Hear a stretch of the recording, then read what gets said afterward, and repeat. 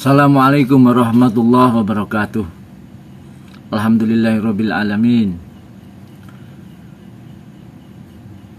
Allahumma sholli sholatan tulqi biha ru'ba wal haibata fi qulubil kafirin wa dzalimin wal musyrikin wal mufsidin wal hasidin wal munafikin wa ala alihi washabihi wa barik wa sallim ajmain. Narudu bikal a'da min kulli bijhatin wa bil ismi narmihi minal bu'di bisadat wa anna raja'iya ilahi ya sayyidi.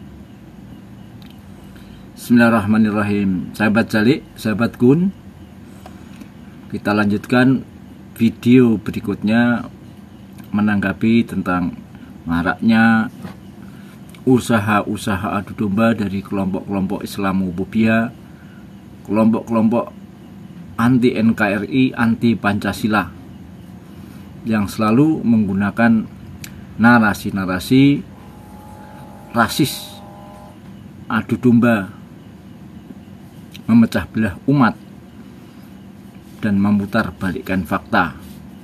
Kelompok ini sebetulnya elemennya sangat banyak ya, yang kita akan bahas di video selanjutnya. Siapa kelompok ini dan dibalik siapa mereka berada. Mereka tidak berdiri begitu saja, karena mereka itu tidak mungkin tanpa ada backupnya yang begitu terstruktur ya, sistematis, dan punya backup dana yang besar. Nah, cuman kali ini saya akan membahas atau bagaimana cara kita menjawab isu yang dilontarkan mereka dari suka melempar isu pribumi dan non pribumi. Nah, namun anehnya ya, isu pribumi dan non pribumi ini sebetulnya sudah ada sejak zaman kolonial. Itulah cara kolonial Belanda untuk mengadu domba dan melemahkan kekuatan Islam ya. Setelah kerajaan itu dikuasai, maka kekuatan Islam yang menjadi batu sandungan bagi kolonial yang kemudian harus dilemahkan. Dengan cara apa? Dengan cara adu domba. Salah satu strateginya apa? Kelompok kolonial ini untuk melemahkannya yaitu dengan cara membuat kasta bagi penduduk yang waktu itu Hindia Belanda. Apa saja kasta yang dibuat oleh Belanda? Yaitu kastanya satu orang Eropa, yaitu bangsa kelas tertinggi ya, Eropa ya, pokoknya Eropa Barat gitu. Itu semuanya kasta kelas 1 pada waktu itu. Jadi akses dan haknya istimewa ya. Semua bangsa Barat mempunyai kasta kelas 1 di Indonesia pada masa kolonial. Lalu siapa kasta yang kedua? Yang kedua adalah etnik keturunan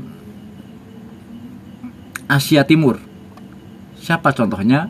Waktu itu banyak di Indonesia keturunan Cina, bangsa Arab, dan India. Itu yang terbanyak.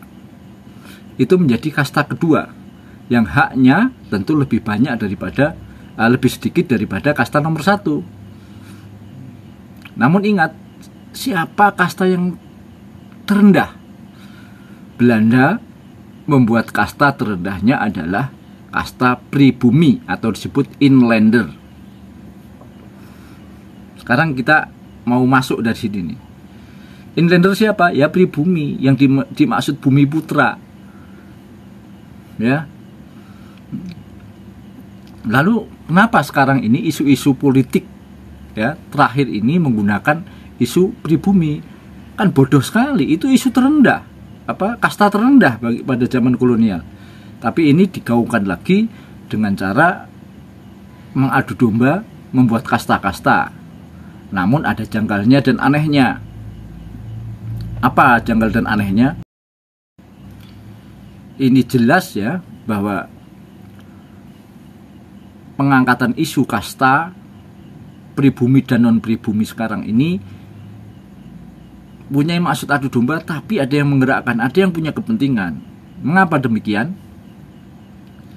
Kita lihat pada masa kolonial tadi, jelas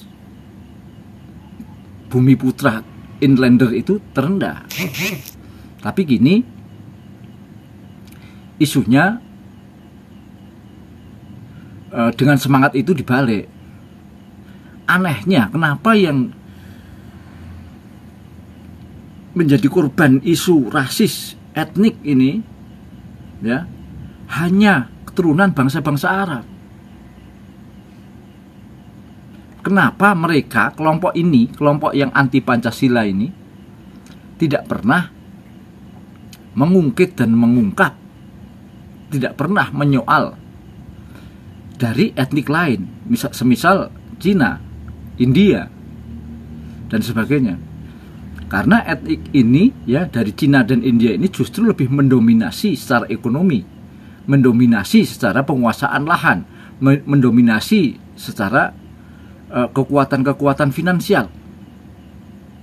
Dan terbukti dari zaman ke zaman mereka itu juga yang terbukti melakukan banyak sekali konspirasi jahat, ada makar, ada korupsi besar-besaran.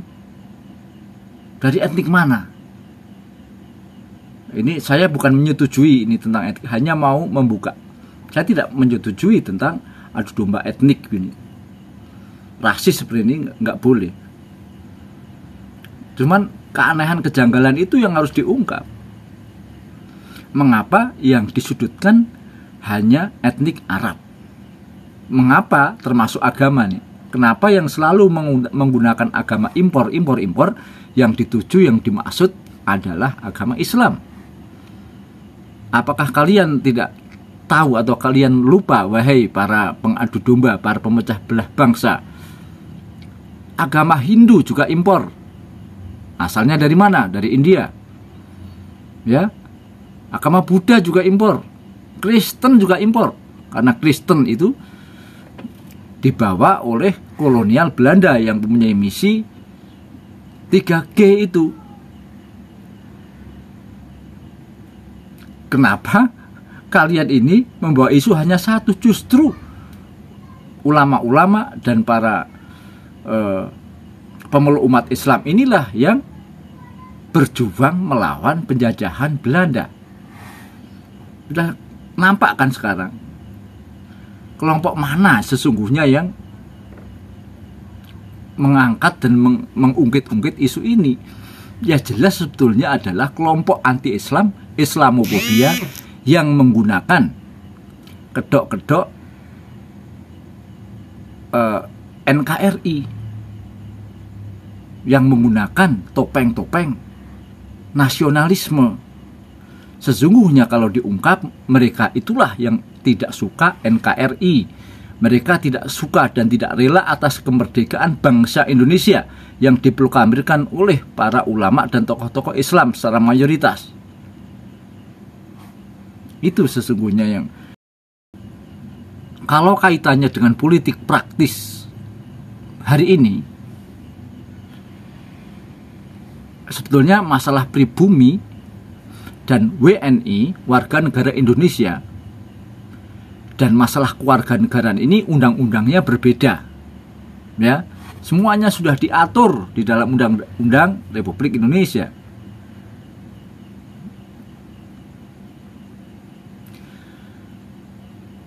Status kewarganegaraan dan pribumi tadi itu udah hal yang berbeda. Sangat berbeda. Karena misalnya hak tentang siapa yang berhak menjadi presiden di dalam undang-undang, itu disebutkan adalah warga negara Indonesia asli. Dan ini bagi orang-orang yang umum tidak pernah belajar politik, yang tidak mengerti tentang politik dan tata negara, tidak paham undang-undang, maka akan menyamaratakan bahwa isu pribumi itu sama dengan kewarganegaraan Indonesia. Tahukah Anda bahwa tentang siapakah warga Indonesia asli dalam kepentingan ini adalah untuk menjadi yang berhak mencalonkan sebagai presiden sudah di amandemen? Nah, Kalau dibaca dari sini, maka ketahuan kelompok mana sesungguhnya yang menggunakan atau yang menyetir dari kelompok-kelompok ini untuk adu domba. Dan yang ditakuti mereka adalah kelompok Islam. Karena apabila politik Islam ini solid, Islam ini menjadi satu kelompok kekuatan yang satu visi satu misi, maka mereka takut. Siapakah yang bisa membiayai mereka dengan secara besar-besaran ini untuk menggerakkan mereka? Karena sebetulnya ini banyak kepentingan yang untuk politik dalam negeri dan ada kepentingan internasional. Kelompok yang dalam negeri ini ya 9 naga itu. Kelompok yang di dalam negeri yang nyetir ya oligarki. Lalu siapa kelompok internasional yang menunggangi, yang mereka akhirnya menjadi bekerja sama, numpang menjadi satu? Ya kelompok-kelompok perusahaan-perusahaan multinasional. Ya. Perusahaan transnasional ini kemudian bergabung dan masuk karena punya kepentingan yang sama untuk menghancurkan politik Islam. Yang ditakuti kalau Indonesia besar ini takut. Siapa yang ditakuti kalau politik? Ya politik Islam yang ditakuti itu, bukan kelompok yang lain. Karena ditakutkan akan merubah sistem-sistem ekonomi, sistem finansial dan sebagainya. Dan kemudian mereka takut terancam secara dalam hal bisnisnya gitu.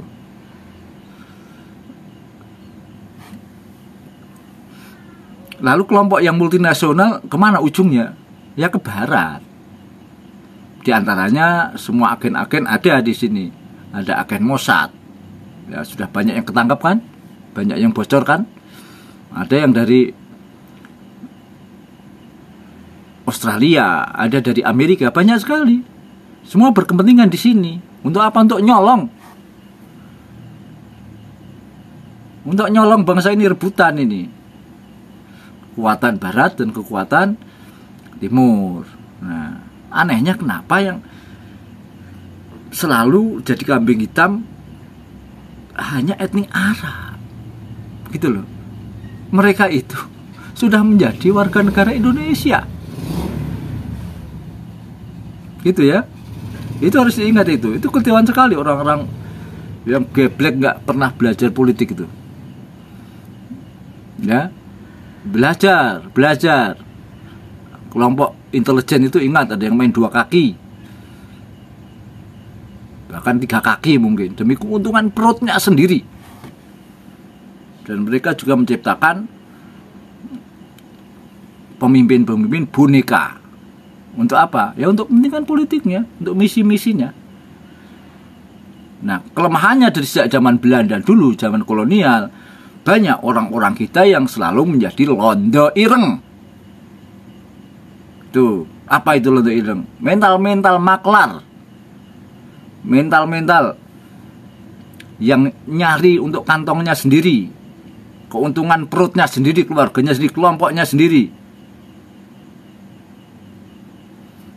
Itulah mental-mental maklar. Bangsa ini dijual oleh oknum-oknum mental-mental pengecut itu.